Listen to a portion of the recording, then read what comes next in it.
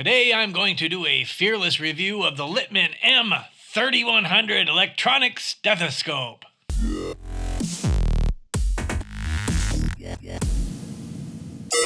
Greetings, Internet people. You're tuned into the Keep It Real RN channel. My name is Craig, and I'll be your host.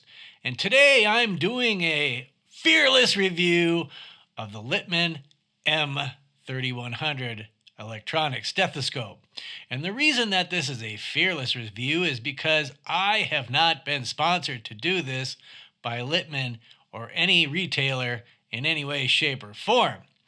Nobody gave me this stethoscope to review. I borrowed this stethoscope from a colleague, and I've had a chance to use it in real patient care situations for the last couple of weeks, and I've used it side by side with my Littman Cardiology 3. So I'm about to give you my real, unbiased opinion on what I think about the Littman M3100. But first, let me go into some of the features of the Littman M3100 Electronic Stethoscope. On the right, we have the Littman M3100. On the left, we have the Littman Cardiology 3. The M3100 has a single-sided chest piece with electronic enhancements. It has heavy-duty tubing, it has heavy-duty aluminum earpieces, and it comes with soft earbuds. The Cardiology 3 also has a heavy-duty chest piece. It's two-sided. It has the diaphragm and the bell. It has heavy-duty tubing, heavy-duty aluminum earpieces, and soft earbuds. The tubing, the earpieces, and the earbuds on these two stethoscopes are exactly the same. The Cardiology 3 has now been replaced by the Cardiology 4 and sells for $160. The M3100 sells for about $360. So there's a $200 price difference between these two stethoscopes. And the biggest difference between the two is the electronic enhancements. So basically you're paying a $200 premium for the electronics in the M3100. Is it worth it? Well, I'm going to go into details on the M3100, and then I'll give you my opinion of these two stethoscopes at the end of this video. The chest piece is the business end of the M3100. Since the M3100 is an electronic stethoscope, it requires a source of power. And that source of power resides inside the chest piece. So to get at the battery, you twist the end off, and the battery comes out. And it is one AA battery. And AA batteries are pretty cheap and pretty easy to come by. So to put the battery in, you put it flat side in or negative side in, and you put this piece on the outside. And you got to line it up right. And then you give it a twist, and it locks right into place. The chest piece has a power button and a four-way rocker. On the four-way rocker, you have a plus and a minus. That raises and lowers the volume. On the left side of the rocker is what looks like a rubber stamp. That changes your filter. And what the filter does is it changes the mode of the chest piece from diaphragm to bell. Since this is a one-sided chest piece, it does not have an actual bell, but it simulates it electronically. When you go to the right on that rocker, where it says M, that's the menu. So that's how you go through the menus and set your different preferences. So let's power this bad boy on. So when you power it on, you see light comes to the main screen. We have the battery icon on the top right. As you can see, it's still almost full, and I've used this stethoscope a lot, and so it really doesn't use a lot of battery power, which is kind of nice. In the top middle, you have your filter status, and right now the thick line is on the bottom, which shows that we are in the diaphragm mode. And on the left is the volume indicator. So as I hit the plus button, you can see that the volume indicator is going up. And when you push the minus, it gets softer. when you hit this little icon that looks like a rubber stamp, it changes from diaphragm to bell. You can see that the thick line went from the bottom of this icon to the top, and that shows that we are in the bell mode. The other cool thing is that this stethoscope will tell you what the patient's heart rate, assuming that they have a regular heart rate. And the variation between beat to beat can't be more than 10%. So if you put this on a patient's chest, it will calculate their heart rate after 5 seconds, and then it will update it every 2 seconds after that. So let me check it on my own, and we can see what my heart rate is.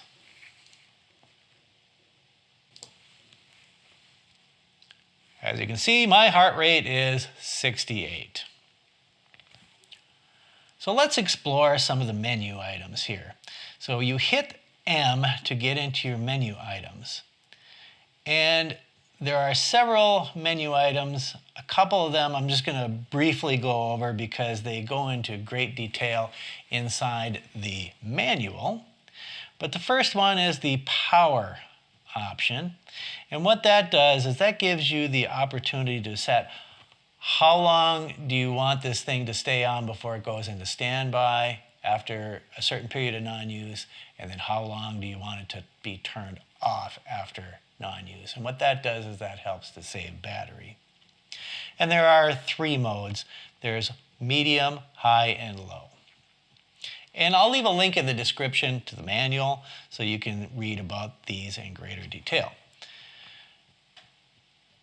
We have the battery, and that gives you the opportunity to choose whether you have a nickel metal hydride battery, an alkaline battery, or a lithium ion battery in here. Set volume is a place where you can set the default volumes when you power this thing up. If there's a certain volume setting that you like and you want it to default to that every time you turn it on, you can use that. Set filter will set the default on whether you want this thing to be on diaphragm mode or bell mode when you first turn it on. The backlight option gives you the option of having it on demand, which means that it turns on when it senses activity or when you push a button. Always on, pretty self-explanatory. I like always on because I like to see what's going on. And disable, and that means that it's not on ever. Now, having it on all the time, it uses most battery. And like I said, I like to know what's going on, and AA batteries are cheap, and so I really don't care if I go through a AA battery a little bit quicker having it always on. Auto off, you have the option of enable or disable, and that works in concert with the power options, the high, medium, and low. And again, you can read about that in the manual. And ID, that will show you what the serial number is, and also what software version or what firmware version you have. And then you have exit. Let's look at the pros and cons of the Littman M3100. It displays the patient's heart rate, the cost. The average price I saw on Google on the Littman M3100 was about $360. The cheapest price I saw was from stethoscopes.com, and that was $346. But if they don't give you free shipping, that's going to take you right back into that $360 range when all is said and done. It makes everything louder. Handling noise. Since this stethoscope makes everything louder, it also makes handling noise louder. So when you're handling the bell on this thing, it amplifies the sound of your hand touching it. So you need to have it on the skin, on bare skin, and you have to hold your hand very, very still. Otherwise, you get a lot of extraneous noise. The other thing is that this rocker switch that controls the volume clicks when you hit the plus and minus, and that clicking sound is pretty loud in your ear. It makes everything louder. To me, the sound quality of the electronic stethoscope compared to the regular stethoscope, it sounded processed to me. It didn't sound natural, but that may be because I'm just simply used to using a good old-fashioned stethoscope for many, many years. It makes everything louder. The one thing I notice when using this stethoscope in real patient care situations is that you cannot use it on top of the patient's gown. So if you're listening to their heart and you're putting it on top of the patient's gown, the sound of the material touching the diaphragm gets amplified, and it's really hard to hear sounds. And when they breathe in and out, there's a little bit of rubbing that goes on between the fabric and the bell that also gets amplified. So this thing absolutely has to be used on bare skin, and you have to absolutely hold it still and not move your hand. Otherwise, you get handling noise and fabric noise. So do I think the Littman M3100 is a better stethoscope? Yes, it is a better stethoscope, especially for those of you who have untrained ears. But the question is it $200 better?